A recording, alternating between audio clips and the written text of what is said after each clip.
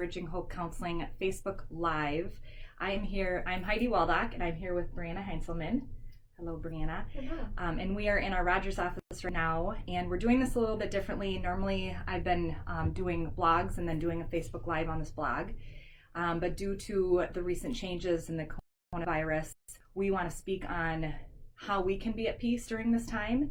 And I would say we weren't like, yay, let's go, but it was in both of our hearts, and we just felt like this is a time for us to speak out about this and talk about skills that we can use, and also how we're doing this ourselves.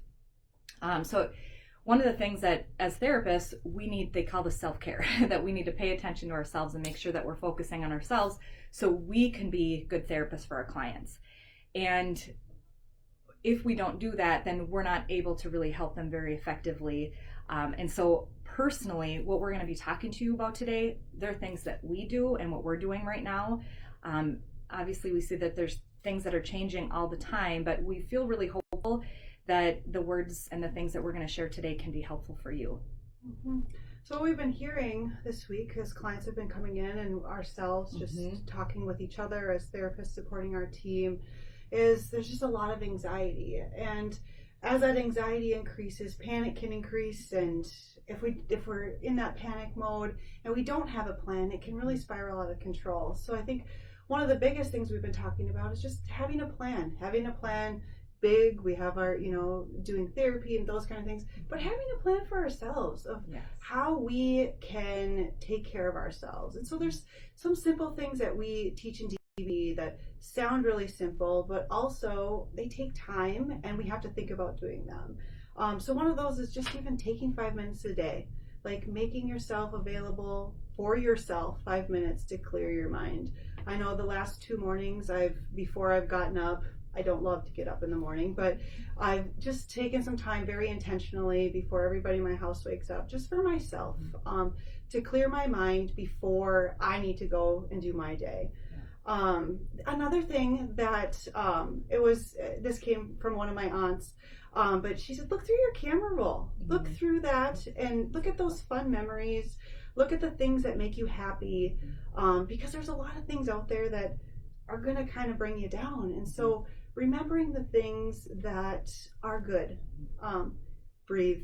I know this sounds kind of like overkill sometimes, but breathing is so, so important. So sometimes just taking a deep breath, going outside, it's shine out today here, going outside, taking that 40-degree breath, with it's 40 degrees out, so that's nice. It feels good when it hits your body. Taking some time to just breathe. Again, that can be in your 5 minutes as well. Like taking some of that time outside. Right. And really slow down and notice what happens in your body when you breathe. I think sometimes, which is why people roll their eyes at this, are like, I don't have time for that, or oh, I can't do that, I'm too stressed. And that's when we want to slow down. And even though we don't feel like breathing or we don't feel like stepping outside, we just have to think, okay, I know where my body's at now isn't at a peaceful place. I'm going to force myself to do this.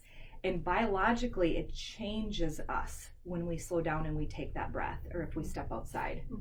And I think now more than ever, I don't know if others have noticed, but I'm super aware of my body. Do I feel sick? What was that cough about? Right. All of those things. And so even just a good time to practice good body awareness of like, what's going on? What does it feel like when I take that breath? What does that look like for myself? So, and then one of the last things too is just reach out. Reach out to somebody, connect with somebody, not face to face. Obviously, we want to follow all those regulations, but thinking about how we can be creative in how we can be connected. Because social distancing doesn't mean to be social isolation. Right. We can be connected at the same time. Right. Like be creative with FaceTime, and there's different programs that they have out there. Even us doing this Facebook Live, if you feel on your heart there's something you want to speak about, do it. So, put yourself out there and communicate in different ways. And I know there's Zoom and there's different programs that people can use. We have actually adapted telehealth, which I know a lot of mental health therapists are doing that, where you can see your therapist on camera, just like this. And one thing that I would say about connecting with other people is notice how you feel when you are with that other person. And I'm not saying don't hang out with that person like your mom or something if she's super stressed or to be around, but what you want to do is you want to notice when you're around certain people, and if your anxiety increases, you want to notice that. You just want to pay attention and think, okay, can I be around them and allow myself to be at peace? And if I can't, then maybe I need to distance myself a little bit, or just even the awareness of it can actually allow it to decrease. So just pay attention to that. We don't want you to like not hang out with certain people. However, if we're not able to keep our peace up, then that is something that we want to pay attention to. Something else that we'd say that's really important is to take breaks from watching TV, from social media, from any kind of media platform, even just like looking up articles online, any sort of platform where you're actually getting news. Take breaks from this. And say take longer breaks than what you may think. I think sometimes in these things we feel like we need to be watching the news all the time and we need to be at the hem of everything that's new. If you do that, I'm going to ask you this. What do you notice in your body? What do you notice with your anxiety level when that happens? Is your anxiety going down or is it increasing? And if it's increasing, that might be something that you want to decrease and not keep looking at that. So just notice that, stay up on like your kids' schools, and if there's something that you need to pay attention to with something that the government states. But if you get the information 2 hours later, it's going to be okay. It's going to be fine if you don't get the information right away, because it can drive us crazy and that anxiety can keep going up. We can have less effective sleep, and we're not going to be at peaceful when we're resting. And then the next thing that we want to do is we want to avoid things that are not helpful, like increased alcohol, increased drugs or tobacco, anything that is kind of like a quick fix in the moment, and this is going to feel great and I want to just let loose and not care, but then afterwards we still kind of feel crappy and actually even worse. So really watch that. Don't increase those negative habits and really improve the helpful habits. Take this time to really focus on the things that do actually increase peace for you. So pay attention to what's going on with your body, what's going on with your mental health. And like we talked about with the people that are supportive, notice if someone else is struggling, maybe share that with them and allow that you can have people that support you with that. Like, hey, I noticed maybe you should talk to someone during this time. Yeah, because our ability to cope is going to rub off on all of the systems we're part of, our families, the people that we're working with or talking with, as well as our communities as a whole. Because I think the message that Heidi and I have been talking about the last number of days is we're in this together. Yes. Her and I, all of us here at Bridging Hope, and all of you, we're in this together. We'll get through this. Yeah. It's helpful to have just some of those tools in our back pocket so we are able to cope, because that's the most important thing. It is.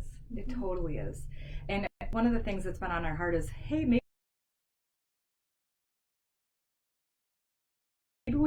we would like you to let us know if there's things that you would like to hear about.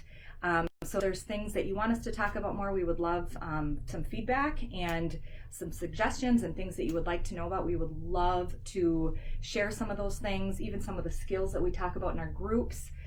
They're just things that it's on our heart to do more of. It's kind of why we even have started doing the Facebook Live, just to help people see that, it's actually an okay thing to talk about our mental health. And it doesn't need to be something that's like, oh, it's for those people over there. No, this is for all of us, including therapists. And so we want people to feel comfortable to talk about this and feel supported. Even if you're able to just watch this from a distance and you don't call and go to a therapist, that doesn't matter to us. We're happy at least you're getting that support. Mm-hmm. Yes. Awesome. Yeah. So we're hoping that we'll do more of these. We'll get better at learning how to read your feedback. Again, this is a new thing for us, so it's we're not quite sure how to do this, but hoping that this brings some peace to your day, and that you can focus on things that are good and things that are peaceful for yourself. And we believe that things will improve at some point, but for right now we have to just do what we can do until we get more information. And so some other things that I would state is if you could support us on Facebook and support us on YouTube. We will take this video and upload it to YouTube as well. So please subscribe and click the bell that you can get all notifications for any new videos. and then also give us feedback on things that you would like to hear from us. So thank you so much, and have a wonderful and peaceful day. Thank you.